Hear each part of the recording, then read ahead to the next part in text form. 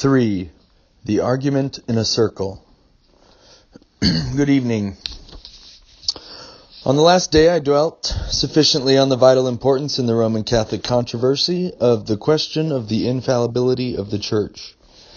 Today it is our business to examine what proof of that doctrine can be offered. But there is a preliminary question whether it is in the nature of things possible that any proof can be given. The craving for an infallible guide arises from men's consciousness of the weakness of their understanding. In temporal matters, we are constrained to act on our own judgment. When we have important decisions to make, we often feel ourselves in great doubt and perplexity, and sometimes the decision we ultimately make turns out to be wrong, and we have to pay the penalty in loss or other suffering. A loss, however, affecting only our temporal interests may be borne. But it seems intolerable to men that when their eternal interests are at stake, any doubt or uncertainty should attend their decisions, and they look out for some guide who may be able to tell them with infallible certainty which is the right way. And yet it is easy to show that it is in the nature of things impossible to give men absolute security against error in any other way than by their being themselves made infallible. And I shall hereafter show you that when men profess faith in the Church's infallibility, they are, in real truth, professing faith in their own. It is common with Roman Catholics to speak as if the use of private judgment and the infallibility of the Church were things opposed to each other. They are fond of contrasting the peace and certainty and assurance of him whose faith rests on the rock of an infallible Church, with the uncertainty of him whose belief rests only on the shifting sands of his own fallible judgment. But it must be remembered that our belief must, in the end, rest on an act of our own judgment, and can never attain any higher certainty than whatever that may be able to give us. We may talk about the right of private judgment or the duty of private judgment, but a more important thing to insist on is the necessity of private judgment. We have the choice whether we shall exercise our private judgment in one act or in a great many, but exercise it in one way or another we must. We may either apply our private judgment separately to the different questions in controversy, purgatory, transubstantiation, invocation of saints, and so forth, and come to our own conclusion on each, or we may apply our private judgment to the question whether the Church of Rome is infallible, and if we decide that it is, take all our religious opinions thenceforward on trust from her.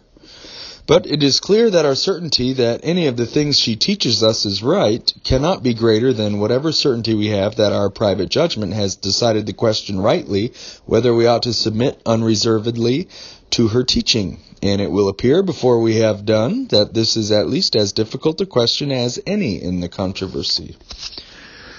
That submission to the Church of Rome rests ultimately on an act of private judgment is unmistakably evident when a Romanist tries, as he has no scruple in doing, to make a convert of you or any other member of our Church. What does he then ask you to do but to decide that the religion of your fathers is wrong, that the teachers and instructors of your childhood were all wrong, that the clergy to whom you have looked up as best able to guide you are all mistaken and have been leading you in a way which must end in your eternal destruction? Well, if you come to the conclusion to reject all the authority which you have reverenced from your childhood, is not that a most audacious exercise of private judgment?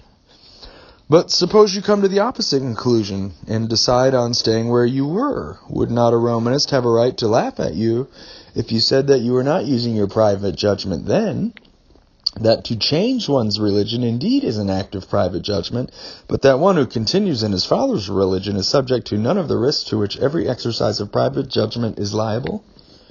Well, it is absurd to imagine that logic has one rule for Roman Catholics and another for us. That it would be an exercise of private judgment in them to change their religion, but none if they continue in what their religious teachers have told them. An act of our judgment must be the ultimate foundation of all of our beliefs. The case is the case as if an inexperienced woman now finds herself the inheritor of a landed estate. She may feel herself quite incompetent to decide on all the questions of dealing with tenants that must now arise, and she may very wisely entrust the management of her affairs to an agent or attorney. But it would be a delusion to imagine that she thereby escapes risk or responsibility. She has to exercise her judgment in the choice of an agent, and according as she has made that decision, wisely or not, her affairs prosper or the reverse. A blind man does well in getting someone to lead him, but if he chooses a blind man to lead him, both fall into the ditch. And so in matters of religion. The most irreligious man who resolves to neglect the whole subject and never trouble his head about any religious question, surely by that resolve, whether formally or informally made, incurs a most serious responsibility. In like manner, neither does the man escape responsibility who equally puts the consideration of religious problems from his mind because he is content to surrender his judgment to the guidance of someone else whom he believes to be wiser than himself. I do not see how a Roman Catholic advocate can help yielding the point that a member of his church does, in truth, exercise private judgment once for all in his decision to submit to the teaching of the church.